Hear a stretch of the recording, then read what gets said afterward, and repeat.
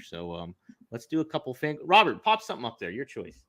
CB Magnum, did you know your in-ring career was over straight away after the big accident? Were you, or was there optimism for you that something was gonna Yeah, happen? I didn't know whether my life was over right after the accident. I mean, I was paralyzed from my neck down, couldn't move anything but my head, and had a medical professional telling me that that if I was lucky, I would be able to sit up and be fed and taken care of somebody in a wheelchair basically for the rest of my life at 27 years old, and and then opted for a what at that time was considered a radically quick surgery. I had a decompression surgery done within 8 hours of the accident, Hmm. and that wasn't something that was normally done when was something of the nature of what I had. What I had, my C5 vertebrae had exploded like a hand grenade. My disc was pushed in an L shape up against my spine. I had bone shards all in my spine, and they gave me a 1,000,000 to 1 shot of ever walking again. How long were So you? How long were you locked in the car after you rolled over? well, I didn't Before they roll got over. you, I slid. I before they slid got you out of sideways. there. You told I me don't. that I don't story. even know how much time passed. It was a good minute. They cut the roof off the jaws of life, and I mean it was a mess. But Well, I how never long did it lost take my them to get you out of the car? couple hours. Jesus. With a broken neck, you sat there for 2 hours. Yeah, yeah. Wow. They said Man, you're my neck muscles was the only thing not paralyzed in my body, and my neck was holding everything in place. So though I was paralyzed, I could hold my head, and that neck was there, and so what was going so through your anyway, mind? Tia, what was going through your mind when you were sitting there? uh, not not panicking and being able, so I would be able to communicate with somebody when they got there because I knew I was hurt really really bad. I Hmm. didn't know obviously it was a spinal injury, but I knew something the worst. I knew it was horrible. The fact that I couldn't move, which most helpless feeling like ever.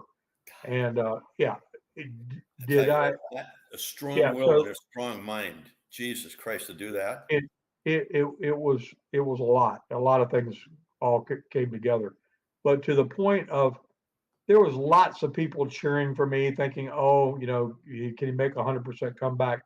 But I knew every inch of the battle that I fought back to get back what I did, and also knew as I learned and understood the nature of neurology type injuries, I knew that it would take, some medical breakthrough that they still haven't figured out, 30 some years later, they still haven't figured it out. And so I had no, not one iota of a thought in my mind that I would ever get back 100%.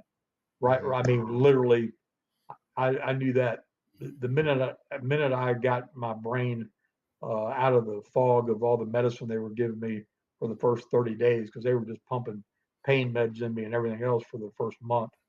I knew in my spirit inside that if I could get back where I could walk, that would be a miracle in and of itself, and being able to become independent and take care of myself and do all the things that we all take for granted would just be that would be like winning the world's heavyweight champion of the universe, Right. as far as accomplishment. Boy, I So tell you, I get a tear in my eye every time you tell me that story, bud. Wow. Oh, Yeah. mm, Magnum, how long did it take you to regain feeling? mm. well, I never regained all my feeling. I have what is called a Brown's cord injury, meaning that one side of my cord was damaged worse than the other, and your spinal cord works like in reverse. So one side affects your motor nerve function, the other side your sensory nerve function. So the side that I have that works the best, which is my left side, actually has the worst sensation. So, like, even though this side all appears like works better and enables me to function, my hand always feels like I have a glove on. Oh. It's like I used to have to like look at things. If I picked it up and it was hot, I would get a delayed reaction. I'd get some halfway to my mouth before I realized it was too hot to be holding, and how to put it down real fast. And so it's like nothing on me has ever gotten back to 100%, even though, from a, layman's perspective, looking at me, they say, oh, well, your left side looks pretty strong. Well, it is because it does all the work, but I don't have anything that's getting 100% signal like it did before the accident. How old were you when that happened? How old was I? 27. God almighty. Wow. Yeah. Man, God bless you, Magnum. That's I've heard that story from you a couple times, and honest to God, I got tears in my eyes. I didn't know it was that severe, Magnum. I did not know. Like, I knew it was a bad car wreck, but I didn't know you were paralyzed. Well, yeah. I mean, Flair came. That's the story. I mean, Flair. They brought the Horsemen.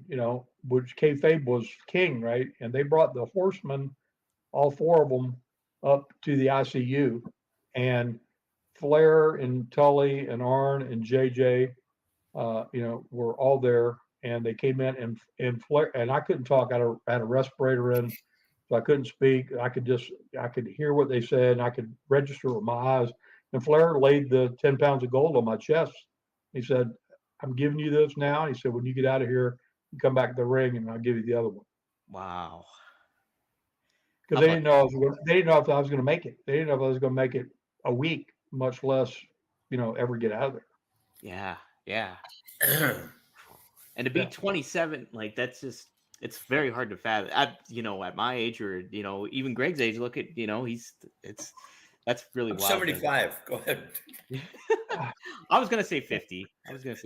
In mine, I'm more devout as my memory. So.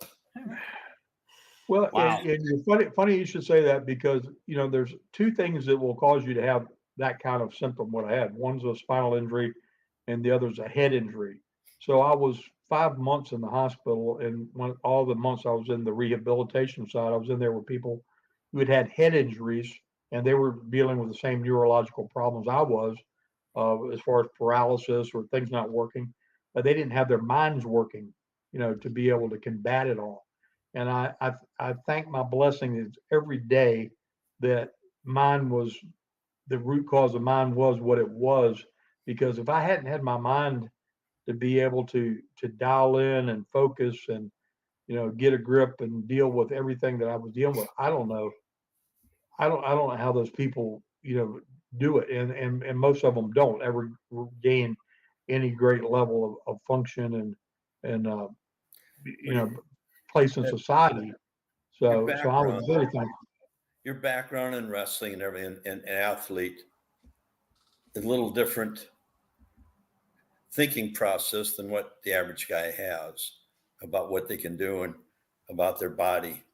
And I think that probably helped you as much or more than anything. And you're right. I mean, I wasn't a natural athlete. I couldn't do a push-up in the 8th grade. Not one. No, I really? laid on the floor, PE class, physical fitness test, could not push myself up off the floor for one push-up. No way. Were you a chubby kid? I just had never trained, never done anything. I just started it all then.